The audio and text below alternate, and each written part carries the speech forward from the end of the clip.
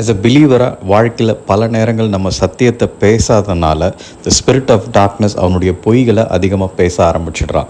நம்ம ஜீவனை பேசுகிறதுக்கு டிலே பண்ணுற ஒவ்வொரு நிமிஷமும் அவன் பொய்யனுக்கு பிதாக இருப்பதனால அவன் தன்னுடைய சொந்த கதைகளை பொய்களை உண்மை போலவே அவன் சித்தரித்து கண்டினியூஸாக அதை பேசிக்கொண்டே இருக்கிறான். இது நம்முடைய சிந்தனைக்கு பயத்தையும் கலக்கத்தையும் சந்தேகத்தையும் நமக்கு உண்டாக்குறது. கர்த்தர் கைவிட்டாரோ அப்படின்ற அந்த எண்ணம் நமக்கு வர ஆரம்பிக்குது.